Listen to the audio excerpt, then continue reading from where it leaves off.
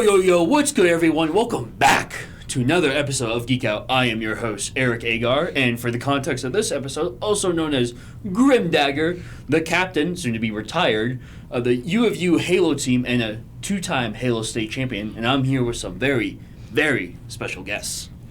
I'm Fisher. I have no competitive experience. I'm just coming in to, be that outside force. Hey, I'm Frankie, Fraku7638 on the Halo team. Know the name, write it down. Give it to the next one. Hey, I'm Will, also known as Astrove. I'm one of the players on the University of Utah Rainbow Six Siege team. Yeah, and I'm AJ, also known as Minty Mango, and I'm also a R6 player for the University of Utah. The go of R6, no offense, Will. That's fine with me. The diva of the team. It's true. Something like that. All right, guys, I have a question for you. I'm going to start it hot. If I were to 1v1 all of you guys with a big advantage, you guys think I'd win? Just for some pre-game experience, I played Halo Reach when I was in elementary school for over 100 hours in custom games only, and I have 20 hours in Siege. Ooh, what type of advantage are we talking about? You spawn with a snipe and Halo? What are we talking about? I'm let's say it's I need to kill you guys just one time, and you guys have to kill me 10 times or 15 times. That's doable. That's winnable. That's winnable. That's winnable? Yeah. You definitely lose to our guy Zach, though. Really? Definitely. Okay. For context, our guy Zach Kiltastrophe, the GOAT of the team. We call him the Master Uguay because he taught us everything about the game. He one time beat his old roommate in Reach 50-0. Really? And then they doubled down because they were betting money. And then he won again 100-0. So if you want to play against him. But yeah. Zach's a legend. Yeah, Zach's awesome. I don't know if you guys got any players like that on your team too, just crack out players. Oh, this guy? Yes. Yeah. Yes. I won't admit it, but will for me. Yeah. Yes, I will. You just showed me that clip a few minutes ago before we started this, AJ. That was pretty crack. Yes. Will had to leave the room though. He did not want to. No, yeah, Will did have to leave the room, unfortunately. Exactly. But him. Absolutely not. Me, possibly. There's a chance. Yeah, if we could somehow show that clip in the editing booth, that'd be great. Sure, thank you. Yeah, but so I guess we'll just start with the nature of the game. So obviously I can talk on Halo, but and I'm guessing a lot of people that are watching this have heard me yap about Halo way too much, but we didn't hear that much about R6. So how does the format work? That's something I've always wondered about. The format of a series, or if you also want to explain to people what a series is. Yeah, so Siege is a 5v5 first-person shooter game mode. It's objective-based, so kind of like Strongholds in Halo. You have a site, so there's attackers and defenders. For a match, so a collegiate match, normally it's called a best of 3. So basically, first person to 2 map wins the series, and then maps are then first to 7. But then if you tie at 6, it's then first to 8. Gotcha. And this is all one life, right? No respawns. Yeah, all one life in between rounds. So when you die in a round, that's it for you. Yeah. Interesting. Yeah, because where we come from in Halo, it's typically a best of 5 in this series. It'll be a mix of objective and Slayer-based game. Well, it's called Slayer. It's kind of in the name. Yeah. First 50 kills. But the way that works is that it's typically a best of 5. So first person to 3 wins. And yeah, I don't know if it's exactly longer than... I think it takes shorter than Siege, because our games typically last, the longest one will be 15 minutes, maybe. Oh, yeah. Ours per map is an hour. Yeah. Per map is an hour? Yes. Per map is an hour. How many maps do you guys play? Up to 3. So a single game can go for 3 hours. Yes. Do you guys have a best of 5 for finals? Yes. So for the higher tournaments, there are best of 5s. We've never played in one because we've never made grand finals in any major tournament, I should say. They're very competitive, yeah. Yeah. So how long does an actual tournament take you guys? Got to be upwards 6-7 hours then. They're normally strewn across multiple days. Yes. So, for example, the biggest tournament of the year is actually the start of the year over Martin Luther King Jr. weekend. It's out in Ohio State. They host it. That is a 2-day tournament, 2 12-hour days. Go Irish, by the way. Is it 2 or 3? It's 2. Is it 3? Okay, yeah, there's 3 because... Oh, there is 3! Oh my gosh, it's even longer than I thought. The first day consists of group stages, so where you you play to be seeded into an actual bracket, which is on day 2.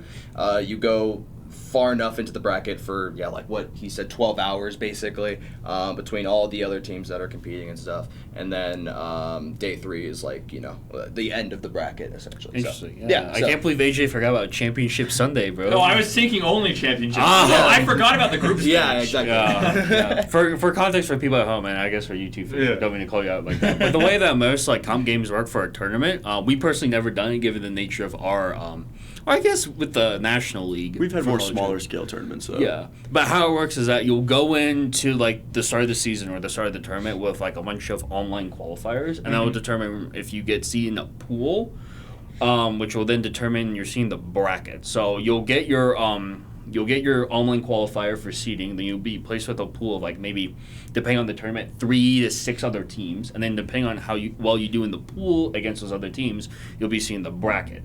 And I believe for you guys too, it's also double elim. Yes. It is double elim. So it'll be a winner's bracket and a loser's bracket. You lose once in winners, you'll go to losers. If you lose in loser, get out.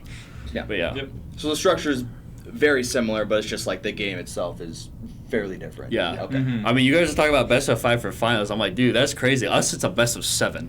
Yeah. Yeah. Yeah. And Isn't your that's game still like 15 minutes though? Yeah, I was about to say, it still takes, way Each map is less 15 longer. minutes, but like also with the Halo Grand Finals too, there's if the team from losers bracket wins at the end, then it goes to another best of 7. Yeah.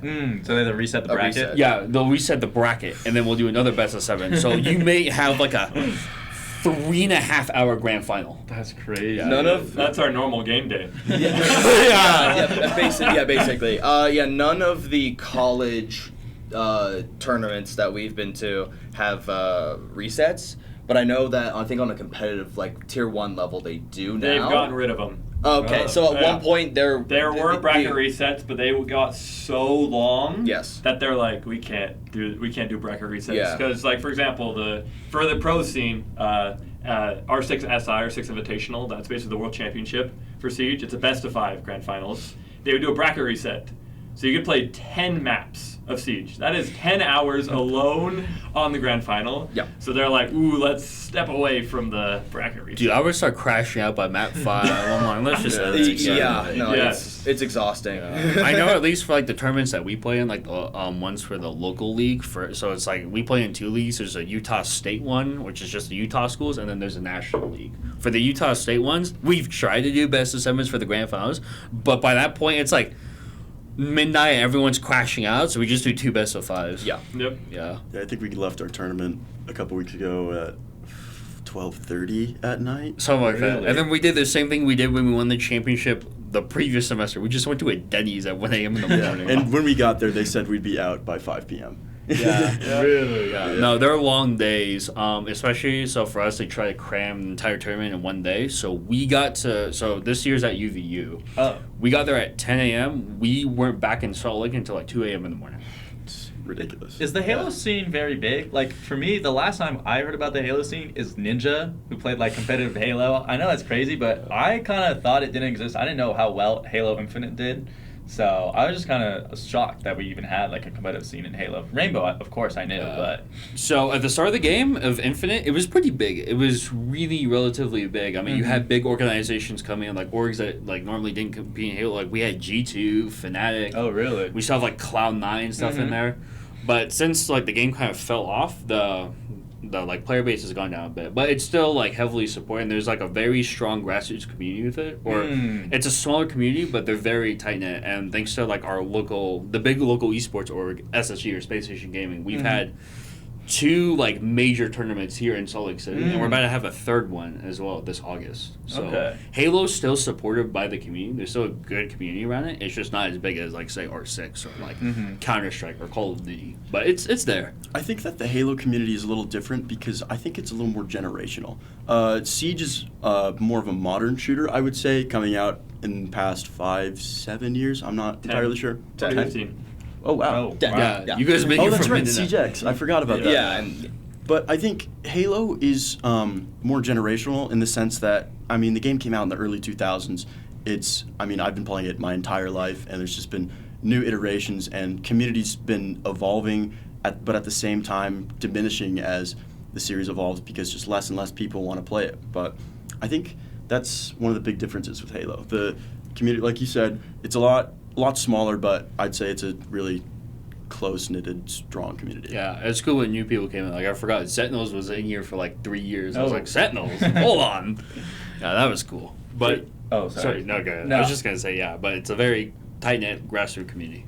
For Siege, I have a question. I don't know if it's going to be a hit or miss question, but I think Siege was pretty big, but I think it actually got extremely mainstream when Jinxie became a big Twitch Yes, streamer, and absolutely. I was wondering if that actually affected the esports scene.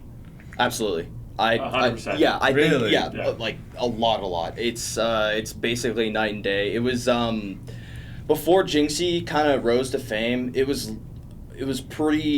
tapering off a lot. It was like high key kind of dying off. I mean, obviously there's still some strong teams that were in the mix, but when Jinxie put in, there's like teams started coming back. Teams started putting more especially NA like got a lot more traction. Yep.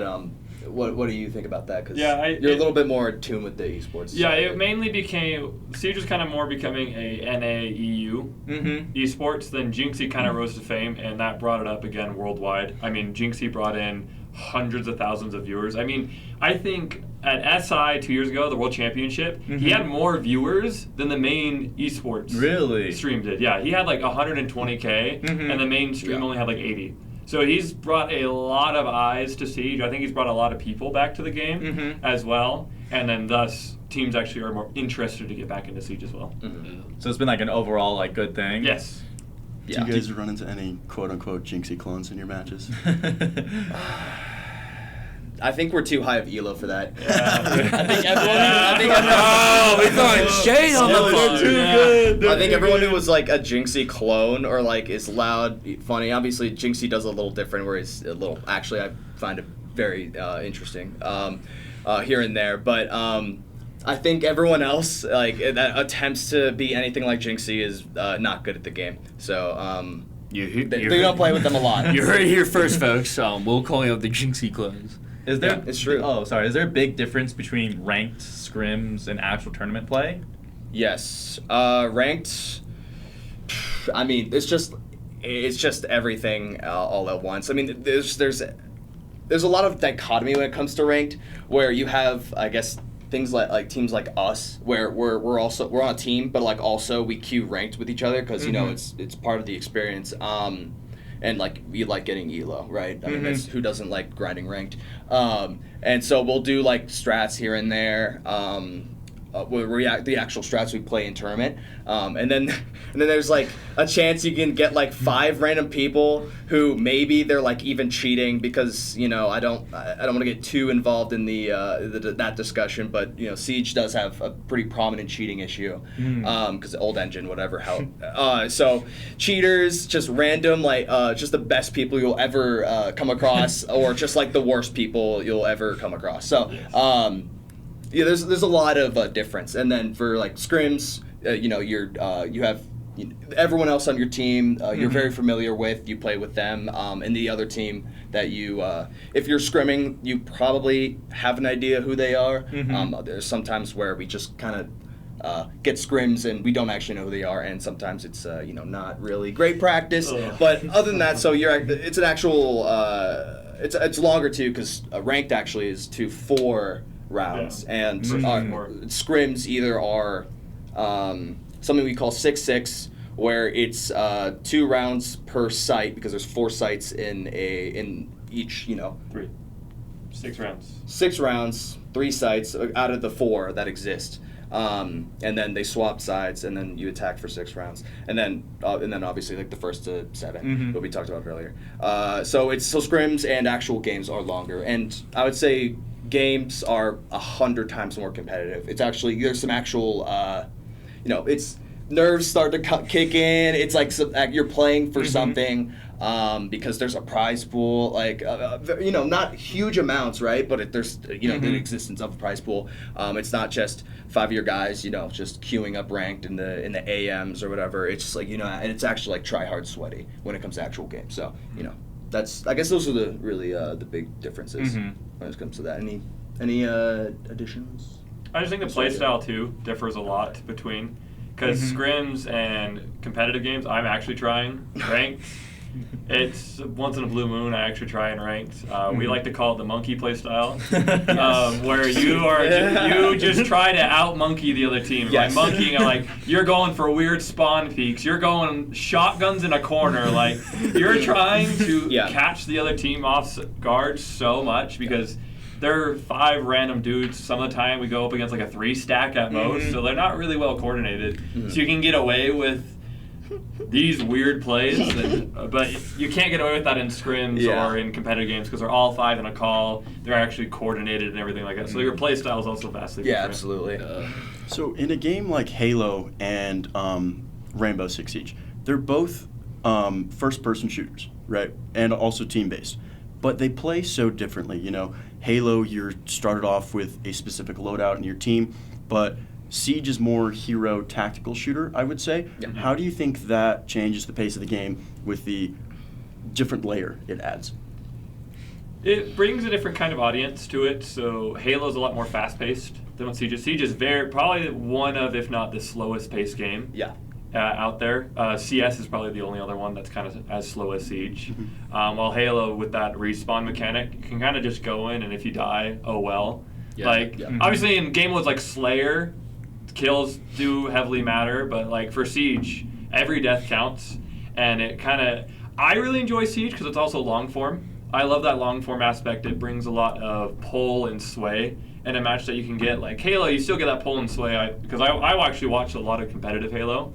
You still get that pull and sway in Halo, but it's more fast-paced, like you mentioned, 15 minutes. Yeah. Well, in Siege, you could have it drawn out for an hour between a pull and sway of a match, even round by round, because I mean, our rounds are 3 minutes long. Yeah.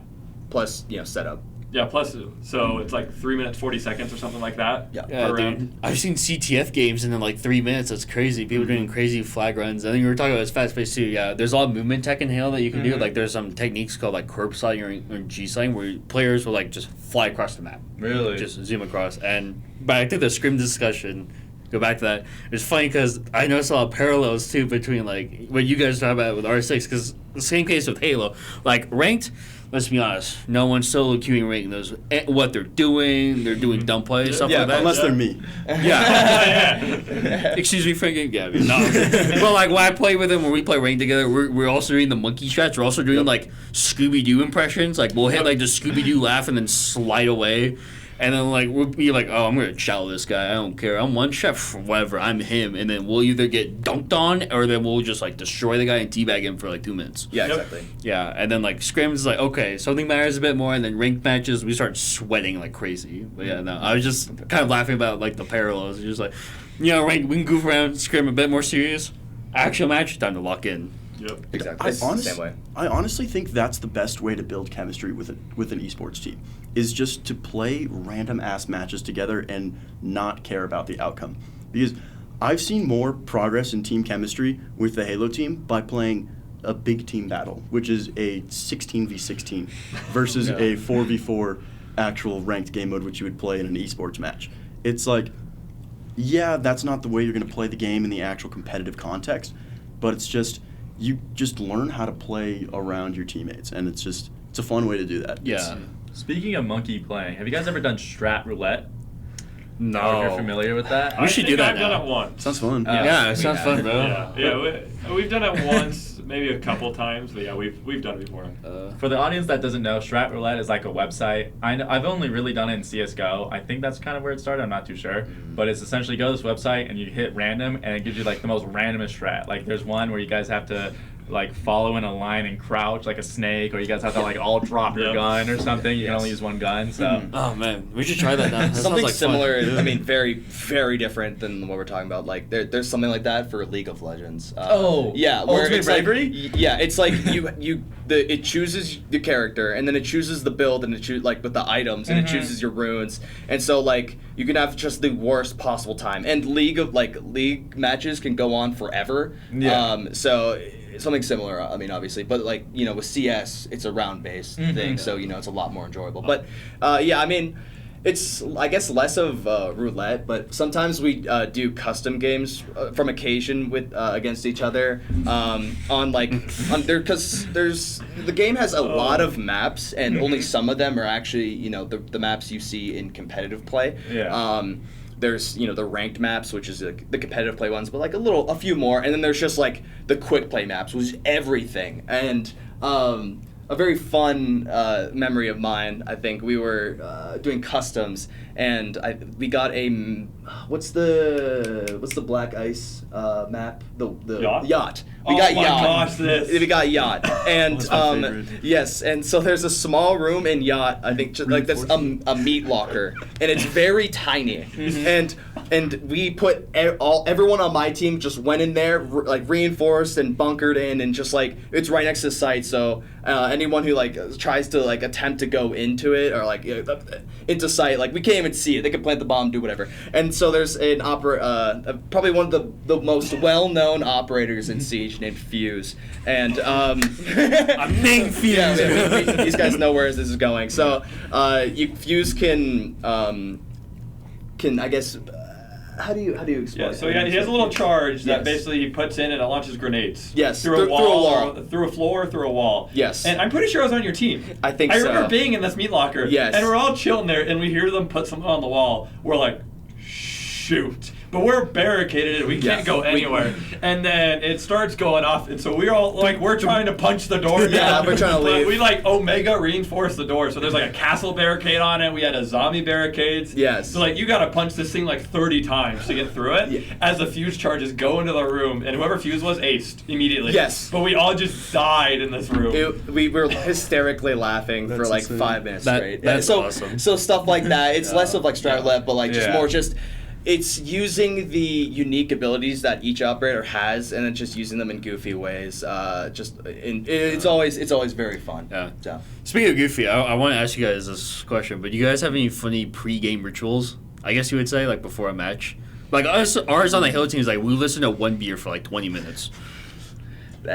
We don't have any team-wide rituals, but I technically have one. I always have to wear my headband. So the iconic headband. The iconic headband. I always have to wear that. I've actually lost it.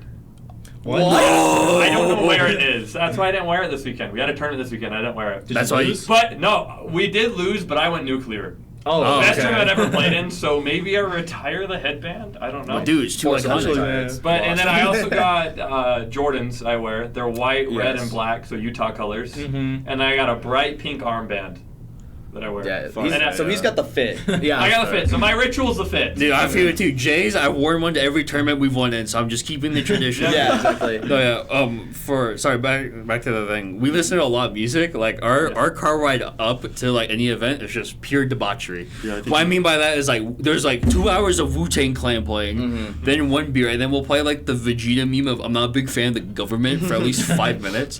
We just get all the sillies out, just do a bunch of goofy stuff, and then when we get there, I was like, all right, boys. Time to lock in. Just a little bit. We'll still have fun, but I mean, me personally, no. It all goes to this guy. I mean, for any pre-game ritual and definitely stuff. the superstitious one. On the yes, absolutely. AJ's carrying the weight of the team, bro. Oh, I mean, absolutely. I am the highest rated player on the team.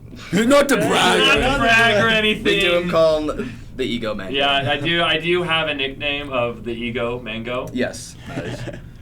So you're telling me you ego peak everything? No. Oh dear. Are we gonna do this story? Go ahead. You can tell it. So a couple years ago, we got a DM from this one dude. He's a student here, and he wanted to try out. Obviously, I won't say any names, but he wanted to try out to be our coach. And so we're like, sick. Like we've never had a coach before. We still don't really have a coach now. We're like, this is awesome. We have a guy dedicated who wants to be our coach. Yeah. And we were going to a Dallas LAN at the time. So we're like, hey, we're gonna be, we're literally leaving next week for this Dallas LAN. Like he DM'd us a week before. He's like, whoa, can I join you guys and try out to be a coach? And we're like, sure, like we'll take a coach for the LAN. Like it was awesome. He actually ended up not being too bad.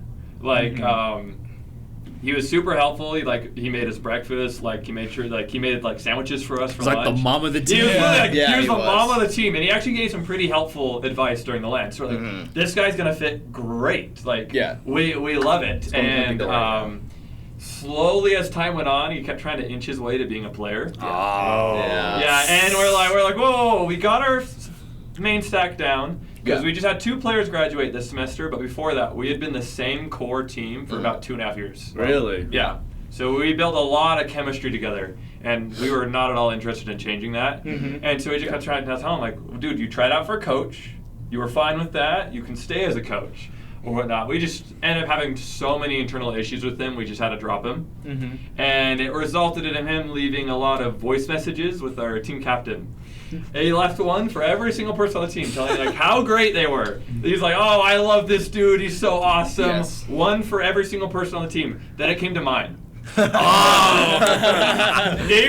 Each voice message was about like 3 minutes or so. Mine was 10 minutes. Yes.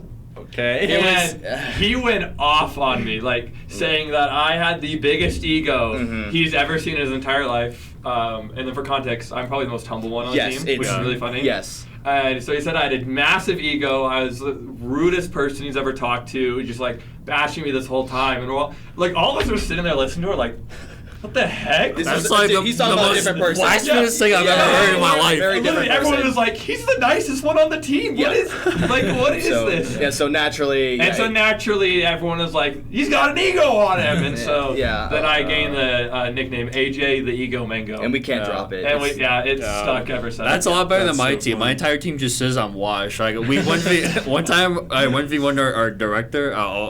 I'll say his name, Nathan, right?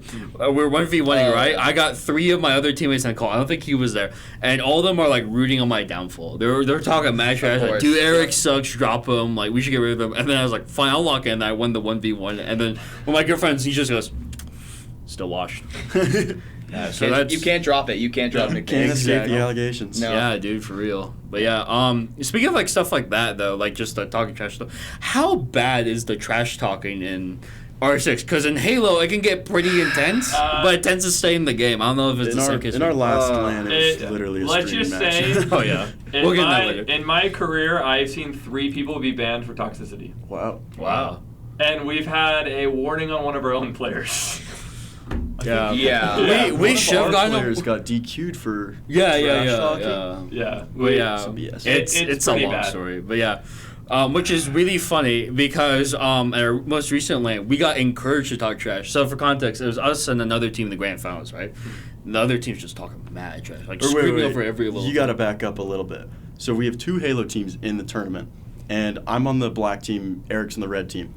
I played this team, Utah State. They kicked our ass. I just kept them anonymous. And They were just so full of themselves. They were screaming every single time they'd get a kill. They would go, dead, dead, dead. And it was just, they were making me fume. So we lost that match. And Eric and the red team play them in the grand finals. So.